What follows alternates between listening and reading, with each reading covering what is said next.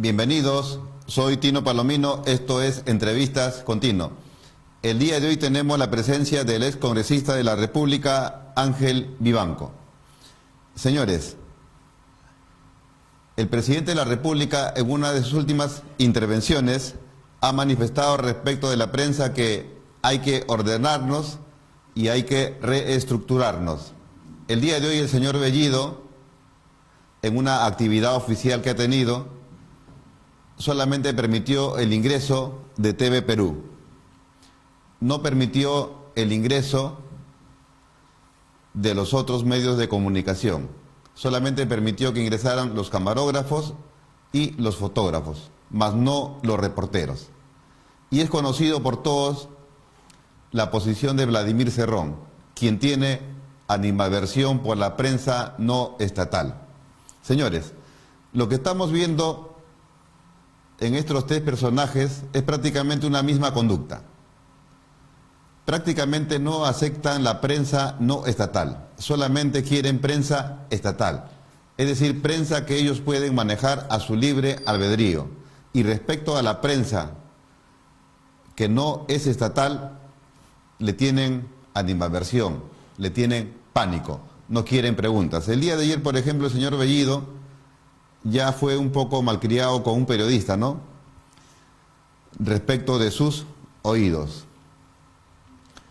Entonces, señores, lo que estamos viendo acá en el gobierno es prácticamente que ellos a la prensa del sector privado no la aceptan.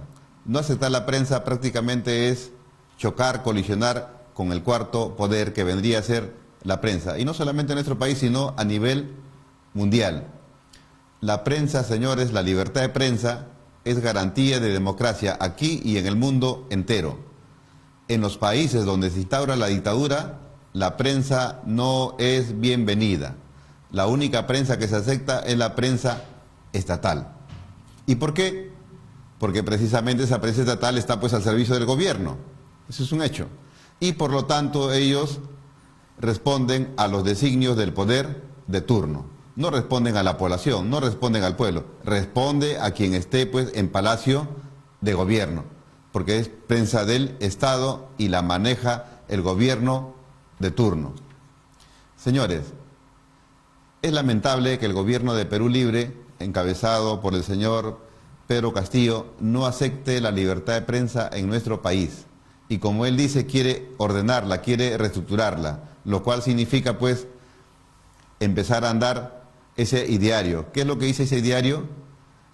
De que previamente la prensa, para que sea difundida sus contenidos, tiene que pasar por un filtro, y ese filtro se llamaría Ministerio de Educación y Ministerio de Cultura. Vale decir que para que uno pueda expresar de manera libre, esos dos ministerios tendrían que dar el visto bueno. Eso ya no sería pues libertad de prensa, sino sería una coacción de la libertad de prensa. Nos puede gustar o no la posición de tal o cual medio, pero en democracia se permite la existencia de medios de comunicación que respondan pues a la izquierda, al centro, a la derecha, a la ultraizquierda, a la ultraderecha, porque estamos en una democracia. Si uno revisa la Constitución cubana respecto de la libertad de prensa, ahí se señala de que en Cuba se permite la libertad de expresión, pero a continuación dice que los medios de comunicación solamente pueden estar en manos del Estado. Entonces no hay libertad de expresión, porque para que haya libertad de expresión cualquier ciudadano tiene el derecho de fundar medios de comunicación y de expresarse a través de ellos de manera libre. Y si es que un medio de comunicación ofende a tal o cual persona, esa persona tiene todo el derecho de que ese medio de comunicación se rectifique, y si no lo hace, están abiertas las puertas del Poder Judicial para la denuncia respectiva. Así se maneja la prensa en todos los países.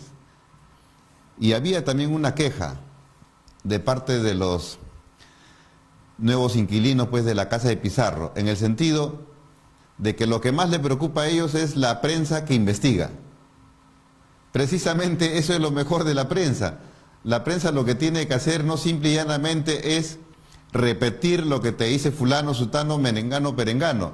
La prensa lo que tiene que hacer es investigar. Esa es su labor principal de la prensa, investigar con objetividad, contrastar sus pruebas. Y ese papel no se lo puede quitar absolutamente nadie. Hemos venido, señores, trabajando como prensa durante buen tiempo y sin ningún tipo de limitación por parte de los gobiernos que hemos tenido.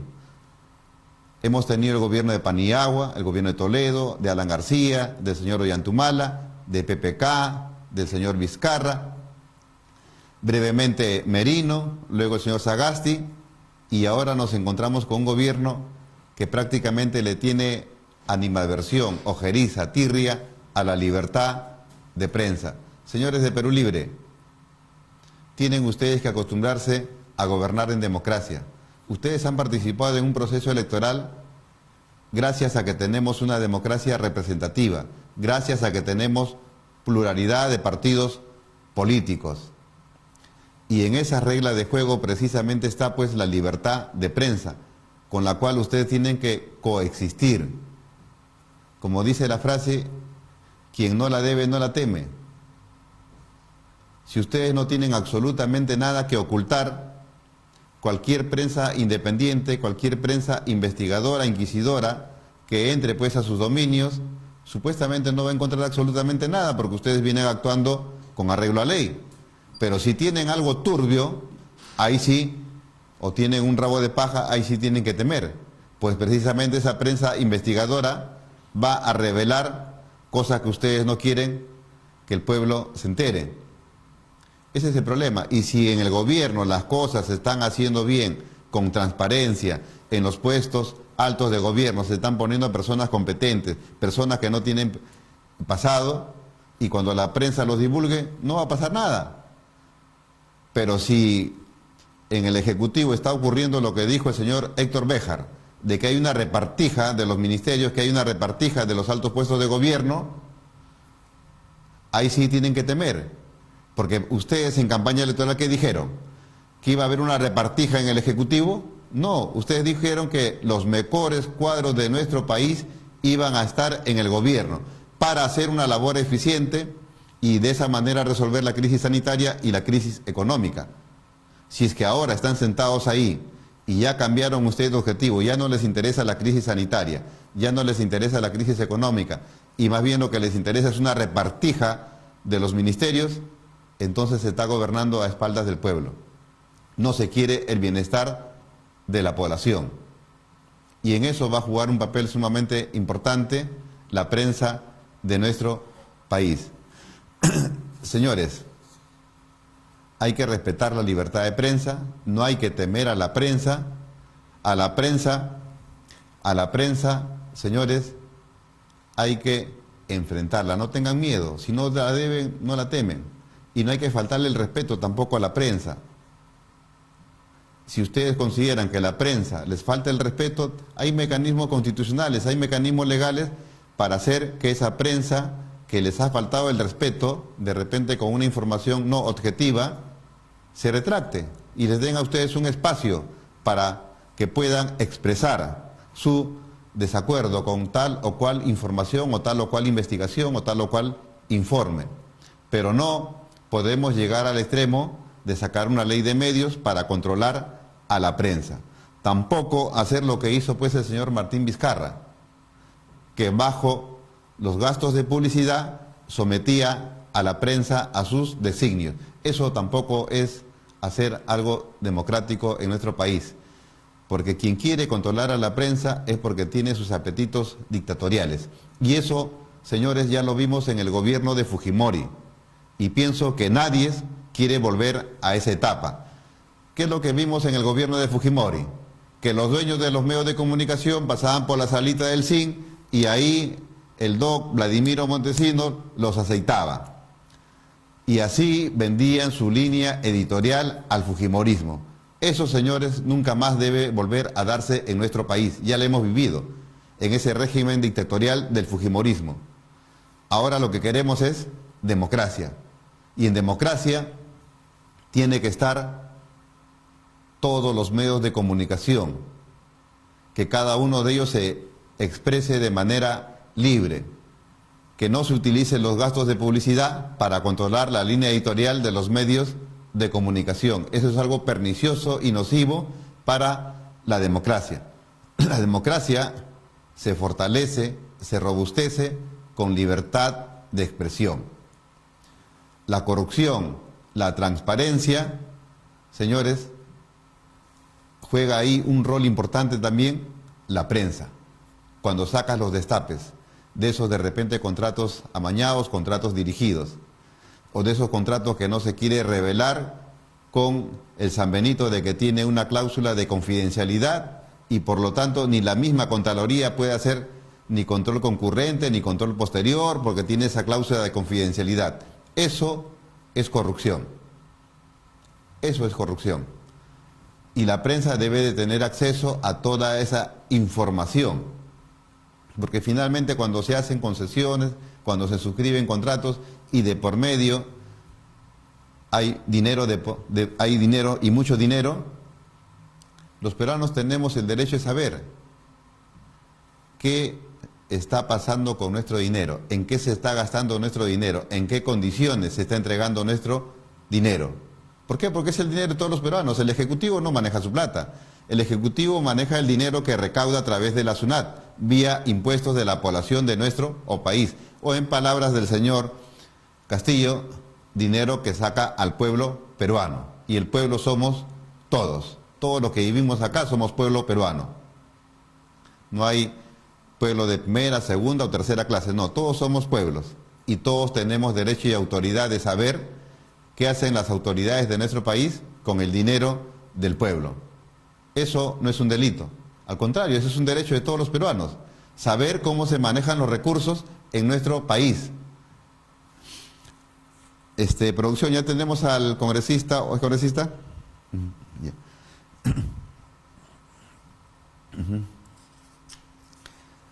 Ya. El señor Ángel Vivanco es congresista de la República, ha tenido problemas y vamos a entrevistar al señor Daniel Abugataz, que es conocido por todos los peruanos como un analista político, también es congresista de la República, ha presidido también el Congreso de la República. Entonces, señores, lo que estábamos viendo es que la libertad de prensa en un régimen democrático tiene que estar garantizado. La libertad de prensa no puede ser relegada. La libertad de prensa no puede ser controlada mediante gastos de publicidad o como lo hacía Fujimori a través de Vladimiro Montesinos. Esas conductas, esas prácticas debemos de rechazarlas. Esas conductas, esas prácticas nunca más en nuestro país. Lo que queremos es prensa independiente, independiente del gobierno. Ya. Bueno, a continuación con el invitado de hoy, señor Daniel Abugataz, bienvenido al programa. ¿Me escucha? Sí. Señor Daniel Abugataz. Sí, buenas noches. ¿Cómo está? Muy bien, gracias. Estábamos comentando sobre lo que había manifestado el señor Castillo, de que había que ordenar y reestructurar, ¿no?, respecto de la prensa y lo que pasó el día de hoy con el señor Bellido, donde no permitió el ingreso de la prensa solamente de TV Perú. ¿Qué opina usted al respecto? Mira, yo creo que son reacciones más que nada provenientes de la impericia política que rodea al presidente Castillo y su entorno. Yo no percibo que exista una intencionalidad de cercenar a la prensa de los contenidos, porque en realidad no hay contenido. O sea, no hay qué cosa vas a dejar si no pasa nada. No hay nada de qué comentar, no hay nada de qué hablar. Lo que sí me parece un escándalo es lo que ha ocurrido el día de ayer en el Congreso de la República. Algunos medios lo han tomado con la magnitud, la gravedad de la magnitud que tiene esta nueva toma de la política peruana por 10 partiduchos políticos que no tienen ni siquiera el 6%, 5% de aprobación popular, y en 20 minutos se han convertido en dueños de la política peruana.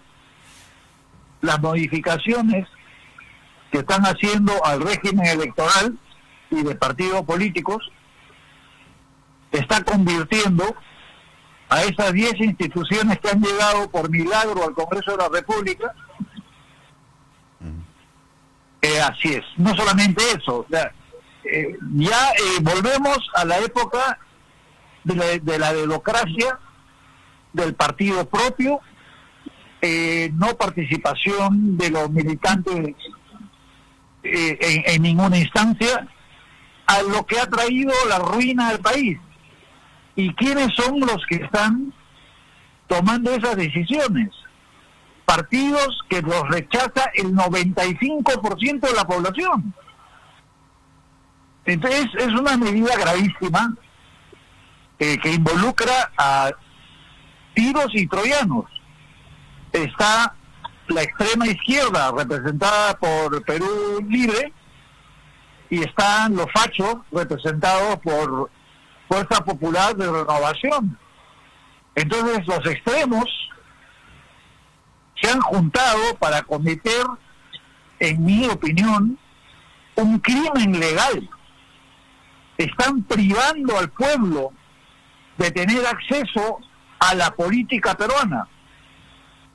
Estos cretinos, lo que han hecho no tiene nombre, y me da vergüenza de haber participado en la misma lista con la señora Gladys Echaíz, que ha avalado esta votación que es contradictoria contra cualquier principio democrático, que atenta a todas las libertades fundamentales de las personas.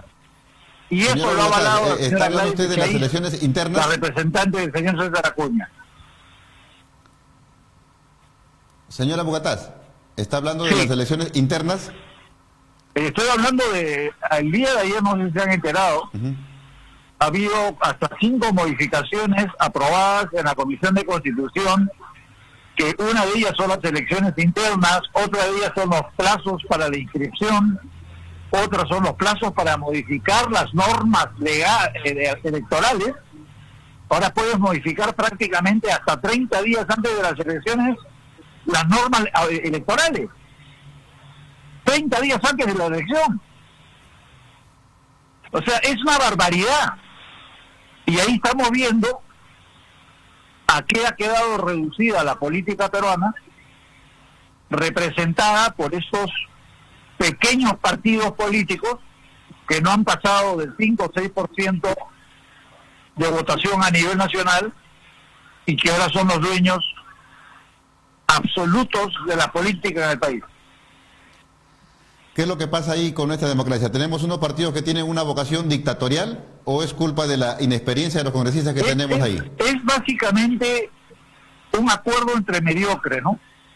Digamos, ninguno de ellos ha podido llegar a tener el consenso para representar los intereses de la población, porque ni uno ha pasado, salvo Perú Libre, el 10% real. O sea, el 90% del pueblo no ha votado por Perú Libre. Y estos grupos que han llegado al Congreso han dado normas que modifican todo el proceso electoral de tal manera que solamente ellos podrán participar en el futuro en los procesos electorales. Es lo que ocurrió. Ya, entonces eso debilita nuestra democracia. Es un atentado contra la democracia inaceptable. Lo de cerrarle las puertas a la prensa, eso es una broma. Lo que ha hecho el Congreso el día de ayer, y sobre todo la componenda, donde tiene fascistas, está yendo de la mano de aparentes prosenderistas. ¿Qué cosa es lo que nos espera como peruanos? Y lo del acuerdo nacional de desaparecer la cuestión de confianza y la vacancia presidencial, ¿qué le parece? Mira, primero que no hay acuerdo nacional. Un acuerdo nacional que están representados agentes que están ahí por vínculos básicamente económicos, partiditos políticos como los que estamos hablando. ¿De qué acuerdo nacional estamos hablando? ¿Qué decisión puede tomar ese acuerdo nacional que trascienda? Ninguna. No tienen efecto vinculante. Pueden acordar cualquier cosa, pero no los obliga a nada. Es una burla. Cuando se ha dicho en todos los tonos que el acuerdo nacional tiene que ser vinculante, se han negado. Y cuando todo el país espera que esta clase política se hubiera dado cuenta de que el pueblo la rechaza, porque hay un rechazo masivo a toda la clase política, el Ejecutivo y el Legislativo se juntan, crean una especie de, ya lo que es la politiquería criolla de los 80, y arman un nuevo tinglado que le va a permitir mantenerse en el poder, turnándose entre ellos, y sabe Dios que hay atrás de todo esto, porque que hayan llegado a un acuerdo las fracciones extremas de izquierda como de derecha, es que lo único que les interesa es mantenerse en el poder por la mamadera que representa. Señora Bugataz, en el Perú estamos acostumbrados a tener instituciones con un nombre rimbombante, pomposo, que aparentemente pues comprometieran a toda la población de nuestro país, pero no es así. Por ejemplo, teníamos una institución denominada Sociedad Civil que supuestamente representaba a todos los peruanos, y mentira. Ahora tenemos otro ente, el denominado Acuerdo Nacional. Ese ente de Acuerdo Nacional, ¿cuándo se forma y cómo se integra? El Acuerdo Nacional se formó en el gobierno de Toledo con muy buena voluntad, con el objetivo de hacerlo vinculante. Estábamos en una situación en la época de Toledo bastante parecida, sin llegar a los extremos de la que estamos el día de hoy, de no tener un gobierno definido, no existen políticas públicas que sean conocidas, ni en el área de sanidad, ni en el área educativa, ni en el área económica. El país está caminando en automático, por decirlo de alguna manera, y se hizo imperativo en ese momento llegar a un acuerdo mínimo, que era lo que esperábamos todos los peruanos de bien, que se pongan de acuerdo en 4 puntos: la reactivación económica, la lucha contra la pandemia, sistema sanitario, sistema educativo. Esos 4 puntos son fundamentales para los peruanos, para el pueblo, y no se han puesto de acuerdo en esos puntos, y estamos discutiendo si entró el canal tal, si no entró, si lo quemo o no lo quemo a Abimael Guzmán, si Cerrón le jala la silla a Castillo, y la gente se está muriendo de hambre, están perdiendo su puesto de trabajo, el país está perdiendo lo que había avanzado en materia económica a nivel internacional. ¿A dónde nos quiere llevar esto? No lo sé. Perú Libre está abocado en estos momentos a la reforma total de la Constitución. Quiere una nueva Constitución, quiere una Asamblea Constituyente, y para ello quiere un referéndum. ¿Le está usted haciendo un seguimiento al trabajo que viene haciendo Perú Libre al interior de nuestro país para lograr este objetivo? Mira, yo desde que entré en política en el año 2005, planteé la necesidad de un cambio de la Constitución por la naturaleza dictatorial y por muchos de los contenidos que han permitido que durante esos últimos 20 años, o 30 años en realidad, el país sea apoderado por 4 o 5 grupos económicos. ¿No? Eso ha sido lo que hizo Fujimori con sus amigos los banqueros, con sus amigos de aduanas, con los compañías de seguros, las empresas eléctricas, las mineras, etcétera. Son los dueños del Perú. Eso hay que cambiarlo, pero en este momento la situación es mucho más seria, que sí es importante cambiarla, pero en su momento. Yo creo que podemos tranquilamente ocuparnos de lo urgente y dejar lo importante para su momento. Para mí no es en este momento urgente el cambio de la Constitución, porque para comenzar, nadie la respeta. Pues es una Constitución que creo que más útil resulta un rollo de papel higiénico que esa Constitución. Entonces, vas a cambiar mojo por baba. La inmadurez en la que estamos cayendo, porque lo que estamos viendo son manotazos de abogados, de gente empírica que ha llegado a la política porque el Perú es lo que es.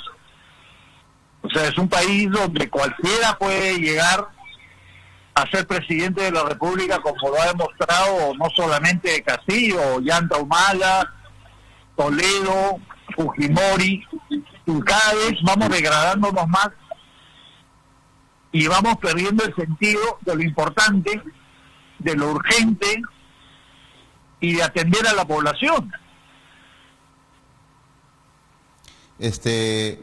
Yendo un poquito al plano económico, la Organización Internacional de Trabajo manifiesta que con la pandemia el 74% de los emprendedores prácticamente ha sido afectado. ¿Cree usted que ante esta eventualidad que se ha dado, para que las MIPES puedan seguir existiendo, deberían de tener algún tipo de seguro? Mira, no solamente algún tipo de seguro. Lo primero que debería hacer es Castillo cumplir su principal o una de sus principales promesas de campaña, que era la participación activa del Banco de la Nación en apoyo al emprendedor.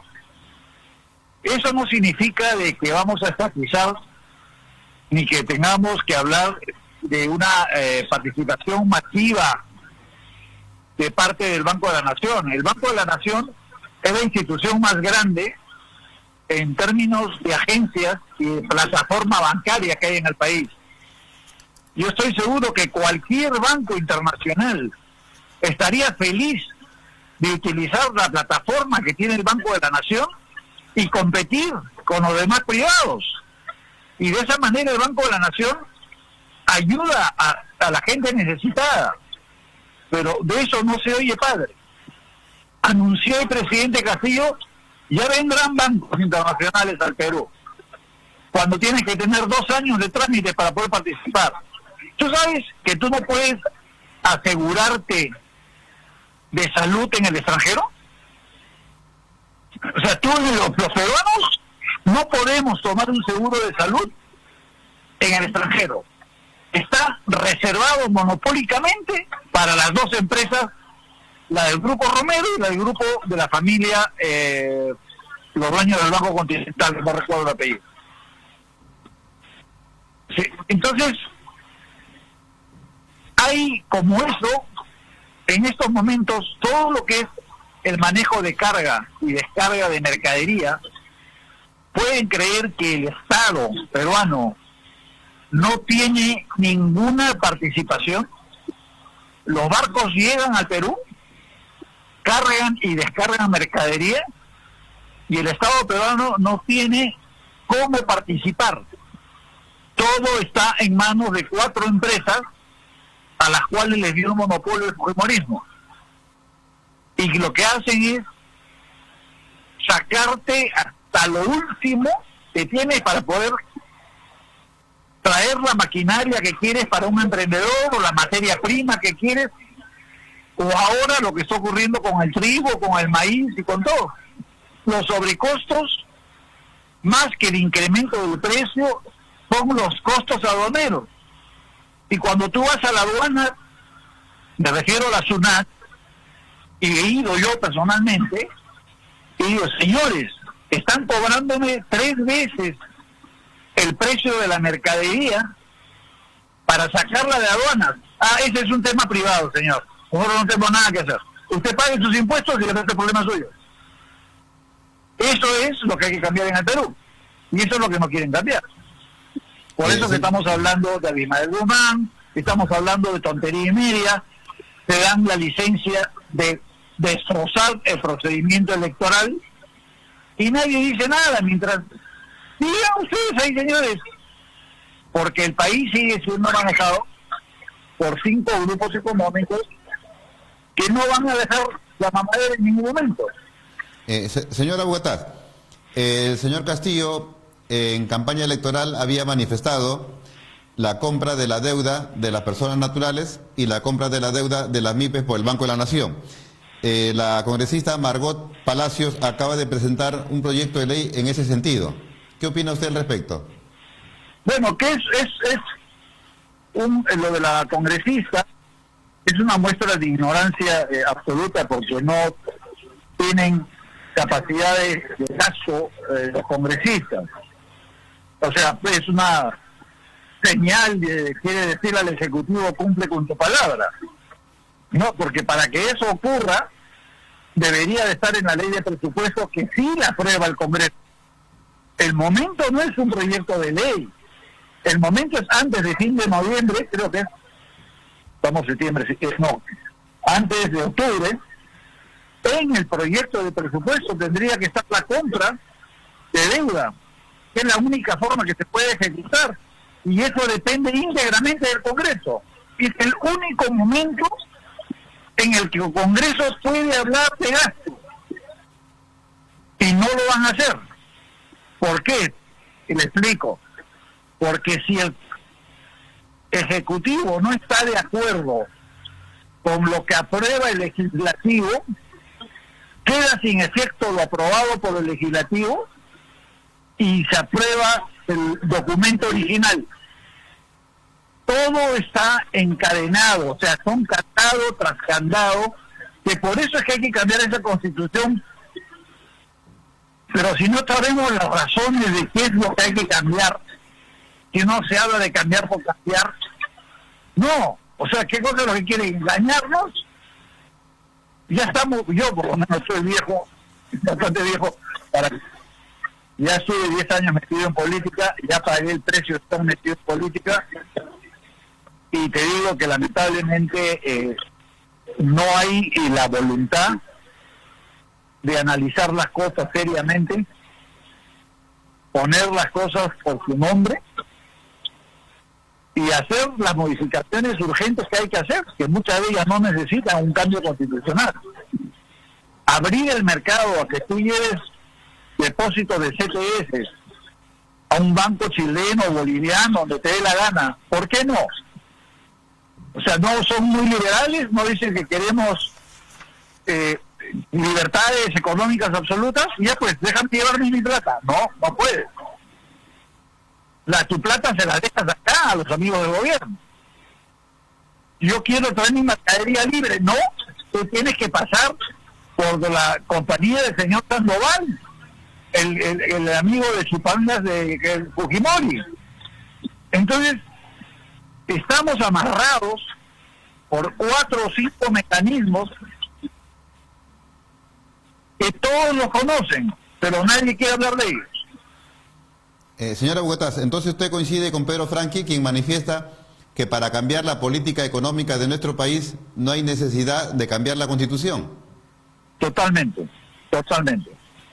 El señor Julio Velarde prácticamente se le ha puesto como una figura sacrosanta del BSR. ¿Qué pasaría si el señor fallece mañana?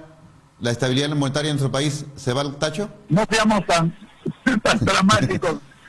Digamos que simplemente no acepta las presiones y se retira. No pasa nada.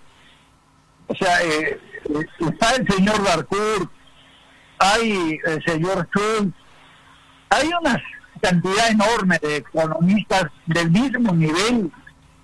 No tendrán el prestigio porque muy pocos presidentes del Banco Central de Reserva en el mundo se mantienen la cantidad de años que se ha mantenido el señor Velarde, que es un economista muy connotado, muy respetado, pero no se acaba el mundo. Eso te lo puedo asegurar. Hay gente que lo puede reemplazar.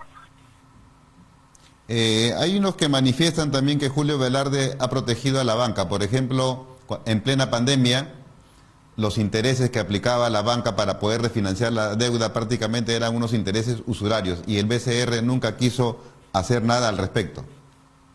Claro, lo que pasa es que todos los organismos reguladores en el Perú, estamos hablando de Superintendencia de Banca y Seguros, o SINAPIN, o todos los que, INDECOP, etcétera, no trabajan para lo cual fueron creados. O sea, no están cumpliendo su función. Y en la SBS, tú la cierras mañana y no pasa nada.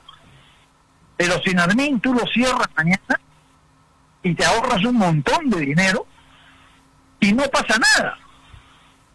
¿Cuánto tiempo ha tomado incorporar al gas, al GLP, que estuvo desde hace 15 años, perdón, 10 años en el FICE, que es el fondo que permitía un bono de 20 soles para abaratar el balón?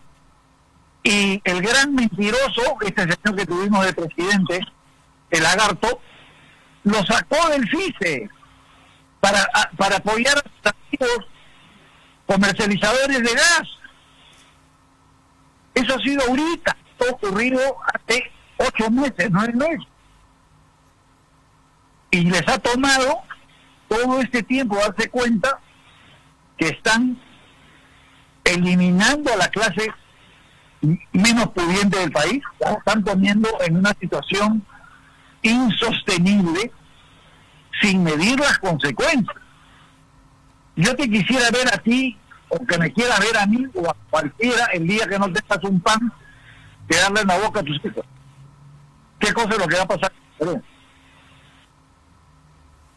Señora Bugatás, ya para ir terminando la entrevista, respecto del gas, el señor presidente de la República, el señor Castillo, ha manifestado: vamos a recuperar el gas para los peruanos, cueste lo que cueste.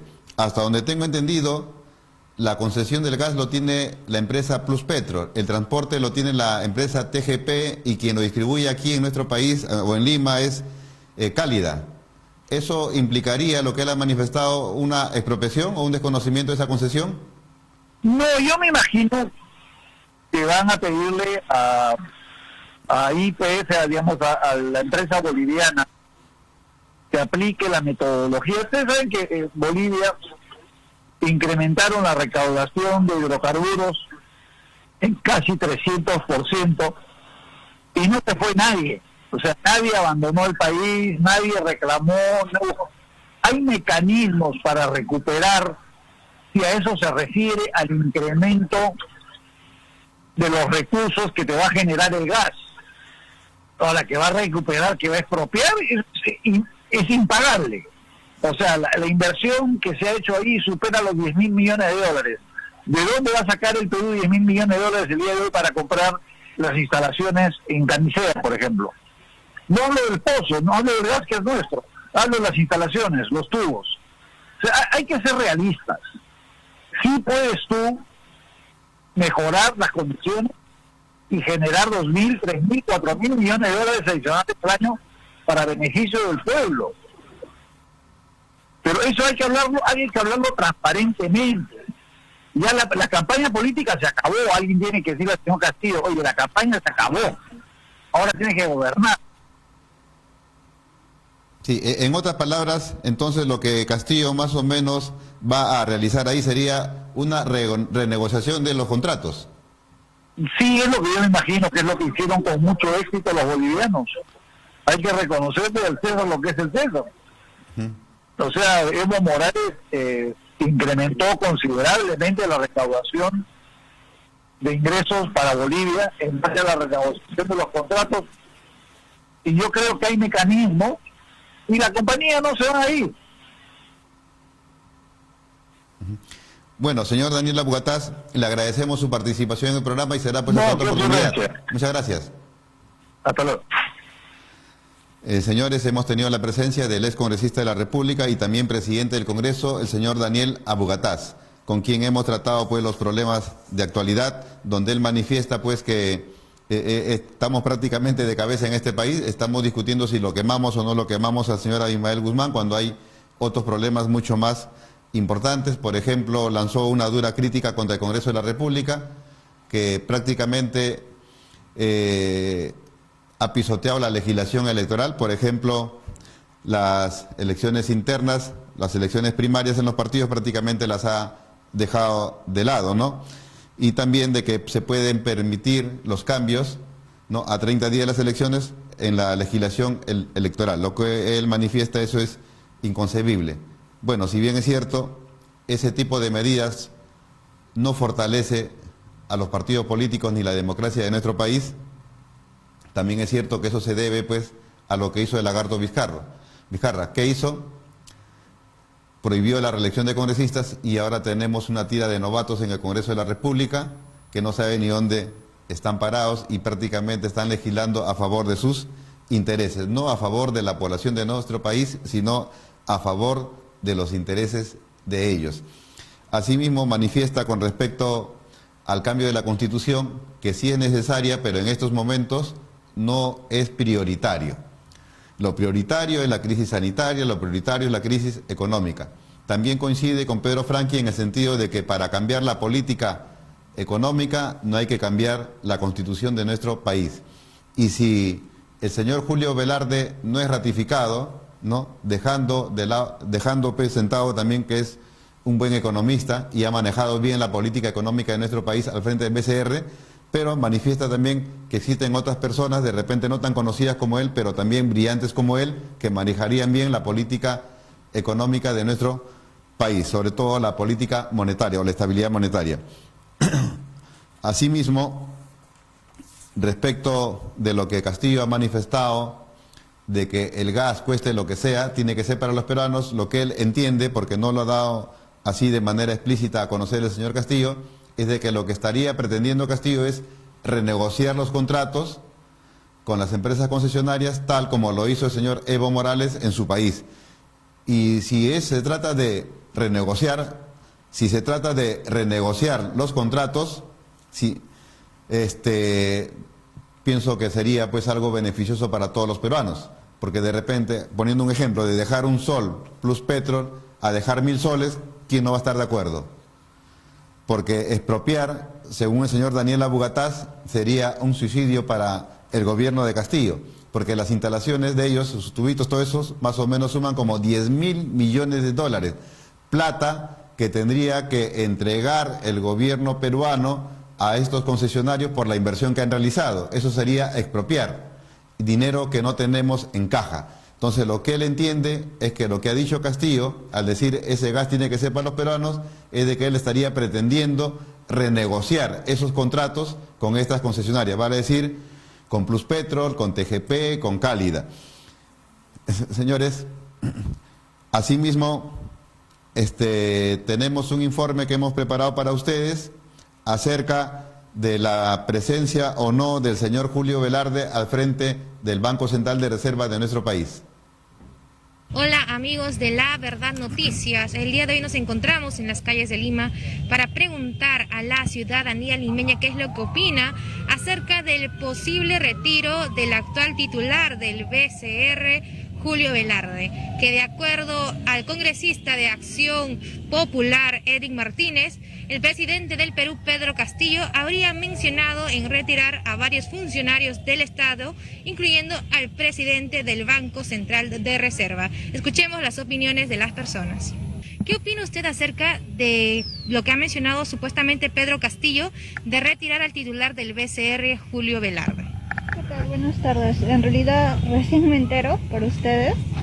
Es una decisión que se tiene que analizar muy bien, ya que crearía más inestabilidad de la que ya tenemos y no es una decisión que se deba de... Si ya es una decisión tomada, pues esperemos que la persona que cubra este puesto sea una persona que tenga la misma calificación y sobre todo que se genere una estabilidad para el pueblo peruano, que con todo esto está muy complicada la situación. No, todavía, porque se está organizando Pedro Castillo su gobierno, ¿no? Y tiene ahí propuestos de los bonos y también tiene no estoy de acuerdo. Yo creo que está coordinando, ¿no? Porque recién están empezando. Ese es mi punto de vista, ¿no? ¿Está de acuerdo que retiren a Julio Velarde de su cargo? Bueno, yo creo que Julio Velarde, todo el tiempo que ha estado trabajando en PCR, ha hecho una buena labor, es mi pensamiento, y creo que no sería bueno o adecuado que saliera de su puesto. Me gustaría que se mantuviera ahí. ¿Qué opina que debería hacer Castillo en estos momentos? Pensar realmente en lo mejor para el Perú y tratar de que se quede Julio Velarde en el PCR.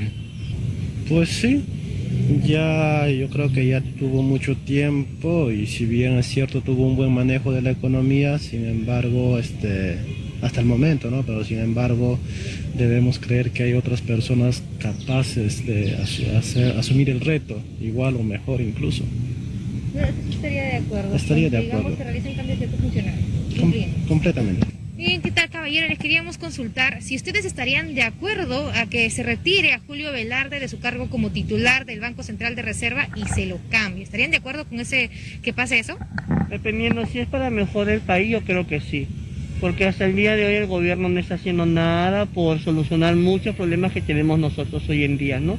Y claro, eso ya va a depender de las personas que están indicadas a hacer eso, pues, ¿no?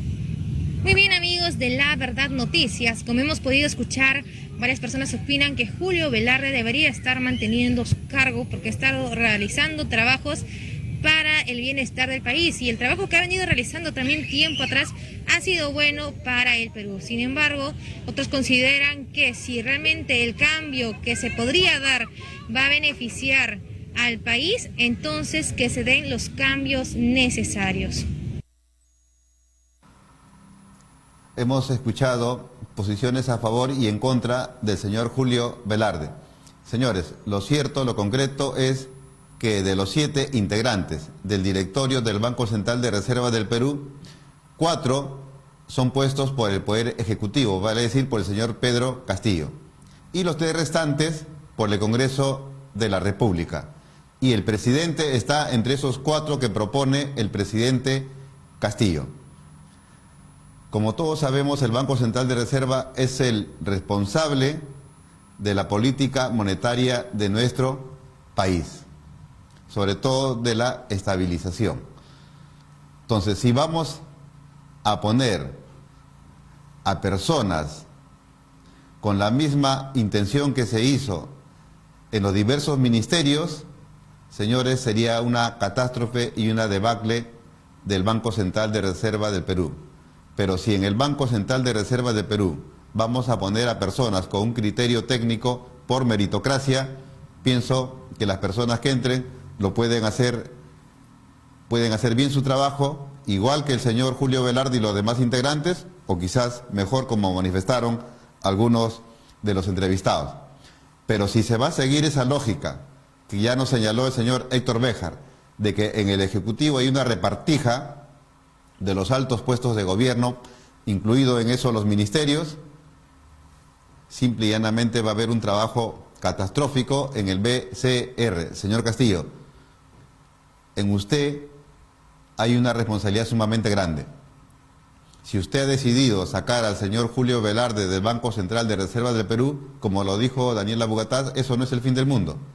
Pero ponga a personas con un criterio no de repartija, sino con un criterio técnico y, sobre todo, viendo de que esa persona reúna los requisitos del caso para tan alto puesto, porque ahí de por medio está la estabilidad monetaria de nuestro país, que en los últimos tiempos se ha manejado muy bien y ha permitido el crecimiento del PBI de nuestro país. Y como todos sabemos, si el PBI crece, se reduce la pobreza y mejora la situación para todos los peruanos. Señores, eso ha sido todo por hoy. Compartan este video a través de las redes sociales. Nos vemos el día de mañana en el mismo horario. Muchas gracias.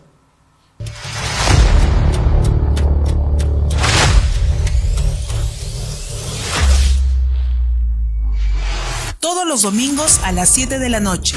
Destapes de los casos de corrupción en la administración pública y privada. Todo lo que no quieren que salga, nosotros te lo mostramos. Aquí en el programa Anticorrupción por LBTV.